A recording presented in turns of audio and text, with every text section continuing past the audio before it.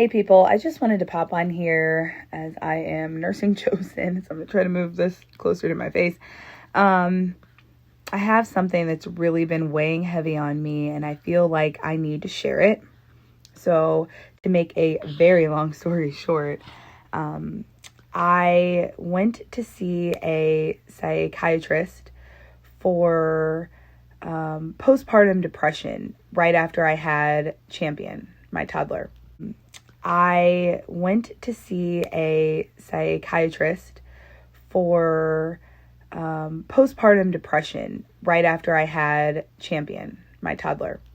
And so that was 3 years ago. And I was just feeling down. I was having a hard time with family member issues. And then I think I was going through some postpartum stuff.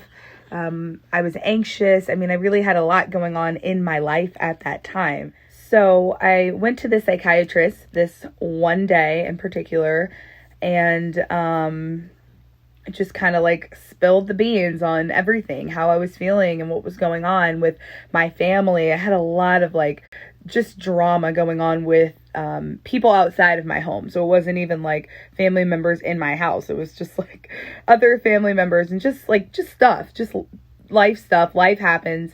Everybody goes through hard times.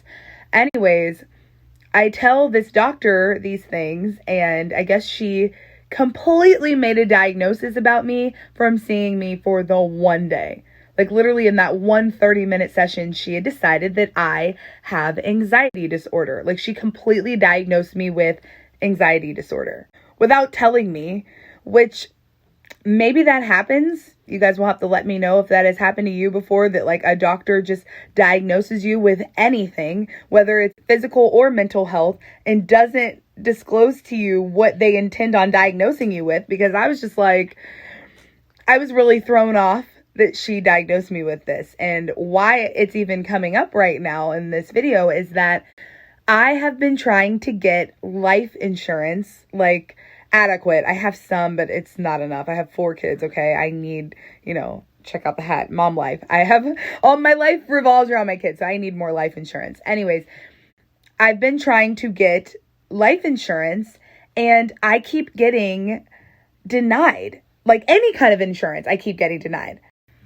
Seriously, I can't even get Aflac. Like I literally can't get anything. And there's something in my medical records that is prohibiting me from being insurable. It's crazy. And I just am like racking my brain to try to figure out what the heck is in my medical history that is making it so that I am completely uninsurable. It's weird. It was odd. And I've been talking to friends about it. For years, I've been bringing up this random conversation about life insurance. And I'm asking other people that have told me, yes, they're on anxiety meds. They're on antidepressants and they still are able to get life insurance, add on to their policies, whatever, you name it. They're not having an issue. So I'm like, what is wrong with me? What the heck is in there? I have to figure this out, right? Well, come to find out, that one doctor that I saw one time, literally, I kid you not, I saw her one time. She diagnosed me and wrote it in my medical history that she diagnosed me with anxiety disorder.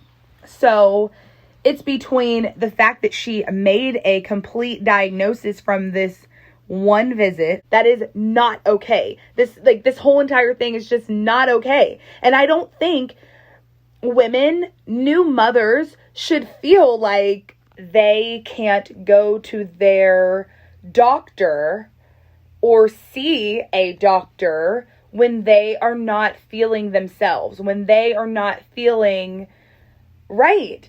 Because, a lot of women go through postpartum. I definitely did, at least with 2 of my kids, if not all of them in some form or fashion.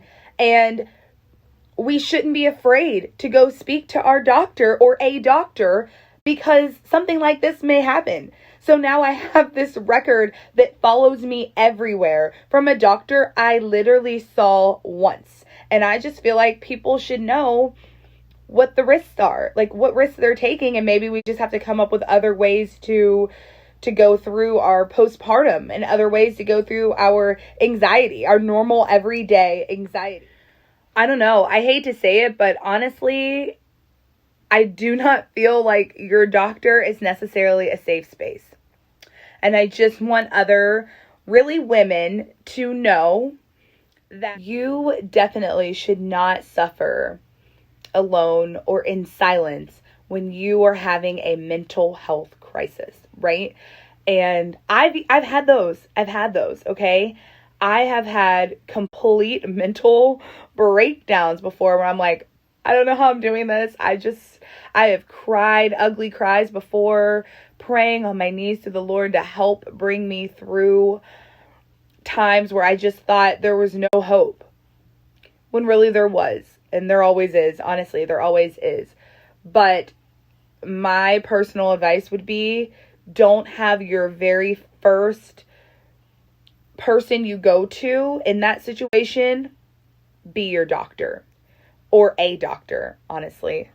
And I hate that that's my opinion.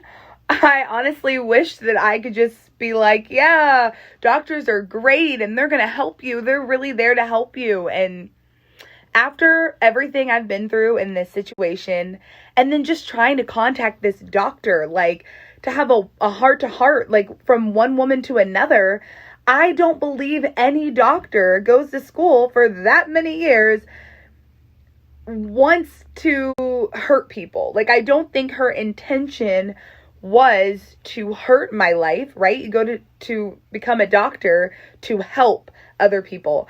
And in this situation, she has absolutely hurt my life. And I believe that she was 100% incorrect, because I haven't taken any medication at all for any mental health.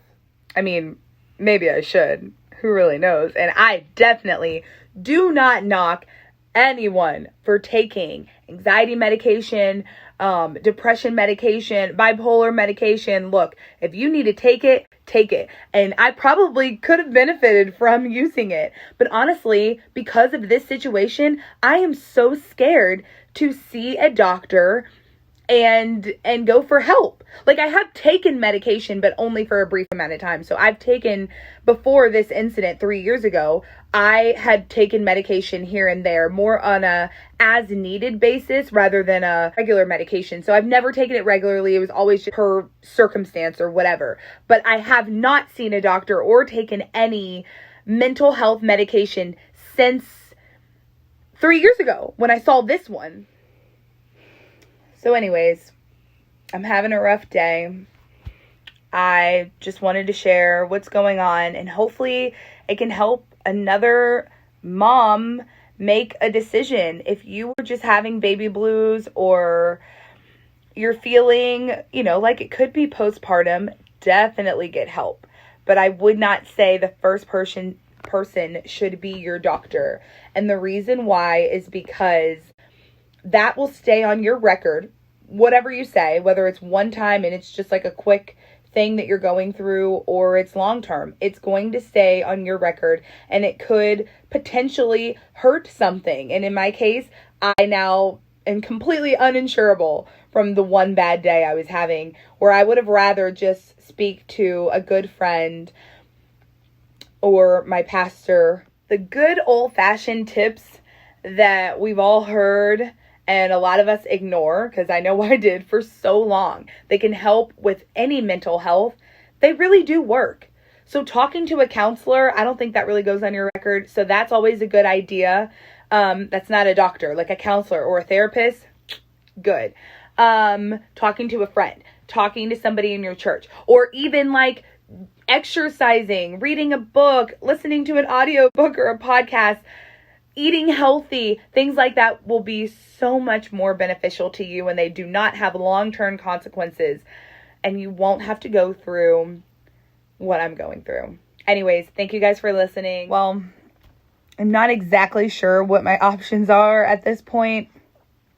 I don't even know what to do from here, but hopefully this advice will cause you to check your medical history, call like medical records, and make sure you always check that every so often just to see what's in it, because they don't always tell you. I don't know. Hopefully this was helpful in some way, because I am in a pickle. Anyways, have a good rest of your day, guys. Hopefully it's better than mine.